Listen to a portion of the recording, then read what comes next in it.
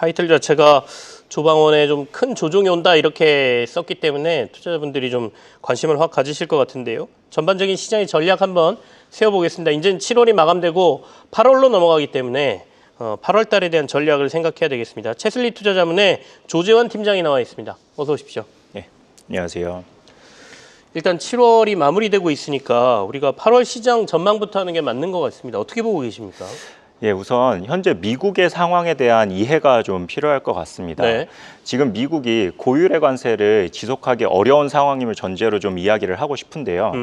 트럼프가 관세를 통해서 미국의 무역 적자를 낮추고자 하는 이 상황이 계속 지속이 되고 있긴 하지만 네. 실제로 관세가 부과가 된다면 미국 시장의 물가는 높아질 거고 그런다고 하면 제롬 파월 의장 입장에서는 금리를 인하하기 어려울 겁니다. 네네.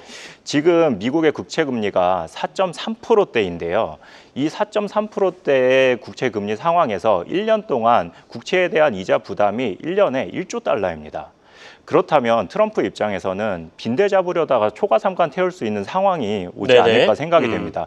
24년도에 미국의 무역 적자가 9,184억 달러입니다. 그러니까 트럼프 대통령은 관세를 통해서 적자도 어느 정도 해소를 해야 하고 금리도 인하를 해서 국채로 인해 발생하는 네네. 이자 부담도 낮춰야 하는 여러 가지 어려운 상황에 처해 있고요. 이러한 상황 때문에 지금 관세라든가 이런 교착 상태가 계속 지속이 되고 있다고 제가 생각을 하고 있습니다. 네. 그렇기 때문에 4월부터 지속된 이 관세 리스크의 경우에는 이미 시장이 알고 있고 그리고 이미 반영된 리스크는 시장에 큰 영향을 주지 않을 수 있다라고 생각을 하기 때문에 투자자 입장에서는 네. 8월 전망, 나아가서는 3분기 전망을 하면서 대응을 해보시면 좋을 것 같습니다. 결국에는 이벤트가 굉장히 센 상황인데 어차피 우리나라 이제 관세 협상 마무리가 돼야 되고 이런저런 수치가 나오겠죠.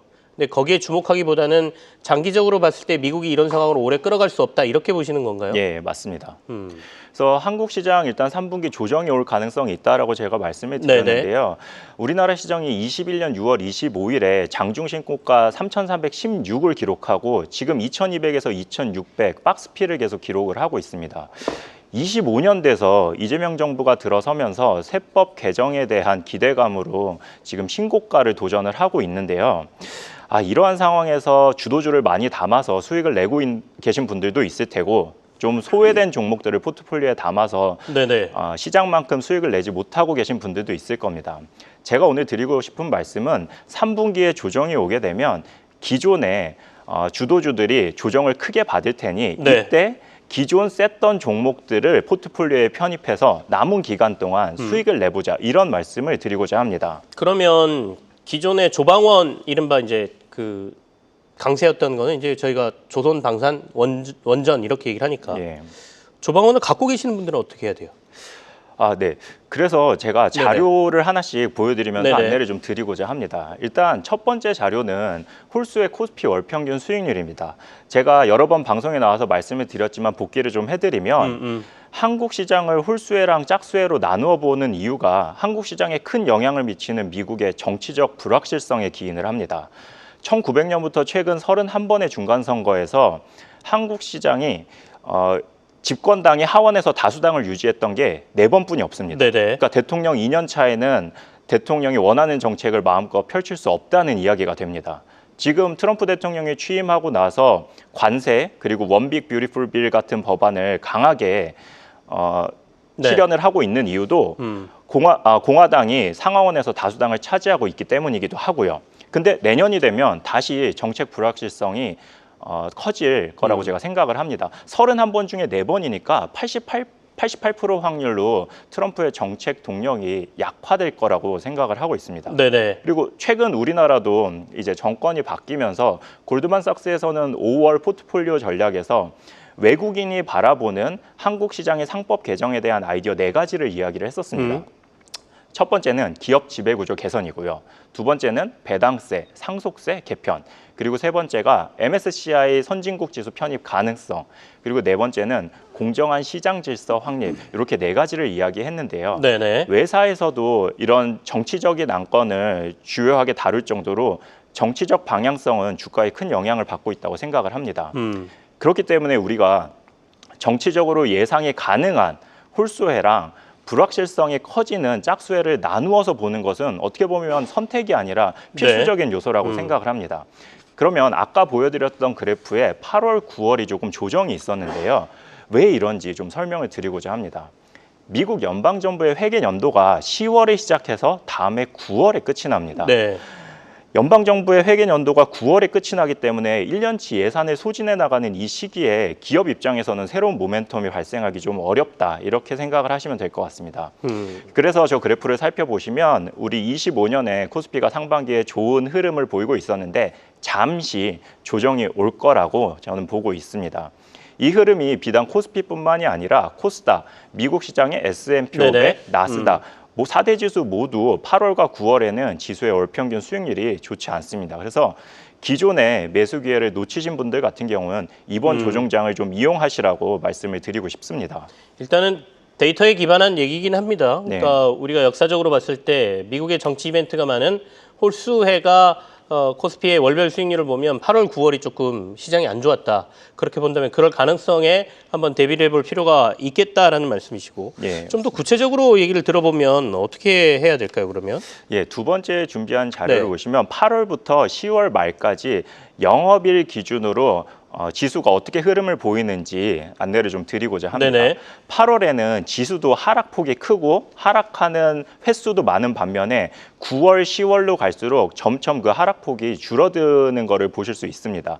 그래서 9월 같은 경우에는 전강, 그러니까 9월 초쯤에 좀 강하게 시작을 해서 9월 하반기로 갈수록 지수가 조금 약해지는 흐름을 보이고 있습니다. 그래서 9월 말이나 10월 초쯤에 포트폴리오를 좀 구성을 하시는 것을 권하는데요. 마침 이번에 10월 초에 저희 추석이 있습니다. 네네. 그래서 추석 같은 경우에는 소위 명절 효과라고 부르는 부분을 저희가 체크하지 않을 수 없을 것 같습니다. 그러면 이른바 명절 효과를 포함해서 저희가 그러면 어떻게 포트폴리오를 구성해야 되겠습니까? 네, 예를 들어 명절 효과라는 게 보통 한 주의 마감인 금요일 같은 경우에는 지수가 음봉으로 끝나는 경우가 많은데요. 아무래도 주말에 어떤 일이 발생할지 모르기 때문일 수도 있고요. 추석 같은 경우도 비슷한 상황이 발생한다고 보시면 됩니다. 연휴가 있을 때 시장에 어떤 변화가 있을지 모르기 때문에 펀드 매니저들이 주식을 좀 팔고 연휴를 다녀오는 경우가 많다. 뭐 이렇게 설명을 할 수 있는데요. 이 지표를 보시게 되면 추석 전 5거래일 동안은 지수가 하락 흐름을 보이고요. 추석 이후 5거래일 동안 지수가 상승 흐름을 보입니다. 근데 그렇다고 해서 추석 전에 갖고 있는 포트폴리오를 다 팔고 다녀와서 다시 사시라는 말씀은 아니고요. 만약에 내 포트폴리오를 어느 정도 구성을 하고 싶다 하면 추석 전에 미리 포트폴리오를 구성해 놓으면 명절 이후에 발생하는 저 지수의 상승 흐름을 온전히 내 수익률로 누릴 수 있다. 이렇게 말씀을 드리고 싶습니다. 8월은 조금 시장의 조정에 대비를 하고 9월부터는 이제 포트폴리오를 개편하면서 우리가 다시 강세로 돌아갈 종목들을 포트폴리오에 담을 필요가 있다. 이런 말씀으로 이해가 되고 그러면 앞서 이제 이른바 조방원이라고 했던 그동안에 강세 보였던 데들의 조정폭은 그러면 어느 정도까지 예상을 해야 되고 적극적으로 재매수의 기회로 활용하는 건 한 9월 달부터 활용해라. 이렇게 보면 되나요? 예, 맞습니다. 제가 보통 말씀을 드릴 때 기존에 강했던 종목들이 조정을 받은 후에도 다시 또 강하게 올라온다는 말씀을 드렸습니다. 자, 네 번째 자료 보시면서 이야기 더 나눠보겠습니다. 가장 최근이었던 23년입니다. 23년에는 코스피가 1월부터 7월까지 18% 상승을 하고요. 말씀드렸던 조정이었던 8월, 9월, 10월에 13% 하락을 합니다. 그리고 11월, 12월 두 달 동안 17% 지수가 상승을 합니다. 이 기간 동안 제일 앞에 있는 표를 보시면 이수페타시스거든요. 이수페타시스가 1월부터 8월까지 583%, 그 레이크 머티리얼즈, 그다음에 포스코 엠텍이 300%대, 그리고 서현이화가 200%대 상승을 합니다. 그런데 이 조정장에 이렇게 강했던 주도주들이 40% 내외의 하락을 합니다. 그러고 그 이후 11월, 12월 달에 다시 30에서 47% 상승을 하게 됩니다.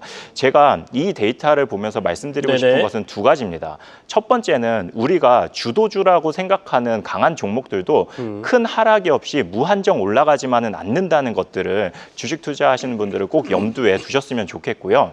그리고 두 번째 인사이트 같은 경우는 아까 말씀드린 것처럼 기존에 강했던 종목들은 조정 이후에도 다시 강한 흐름을 보인다라는 이 두 가지를 이 데이터를 보시면서 기억하셨으면 좋겠습니다. 마지막으로 그럼 그 외에 하반기에 저희가 주목해야 될 부분이 따로 있나요? 우선 홀수의 8월, 9월 같은 경우는 한국의 8월, 9월 한국의 지수가 흐름이 좋지 않고요. 마찬가지로 미국도 동일합니다. 네네. 그렇기 때문에 8월, 9월에는 조금 조정이 올 거라고 미리 생각을 하셔서 현금을 어느 정도 확보를 해 두시고 그리고 아까 일별 지수 흐름에서 말씀을 드렸던 것처럼 네. 9월 말 10월 초쯤에 포트폴리오를 구성을 하는 게 좋다라는 말씀을 드렸는데 마침 이번에 10월에는 추석이 있기 때문에 요 추석 전에 그러니까 명절 전에 포트폴리오를 어느 정도 구성을 해가시는 것이 명절 이후에 좋은 흐름을 온전히 내 수익률로 만들 수 있다라는 말씀도 드렸고 그러면 과연 어떤 포트폴리오를 네. 구성을 해야 하나 하는 부분은 기존에 강했던 종목, 내가 보고 있던 주도주들을 그때 다시 담으시면 좋을 것 같습니다. 네, 알겠습니다. 지금까지 채슬리 투자자문의 조재환 팀장과 함께했습니다. 고맙습니다.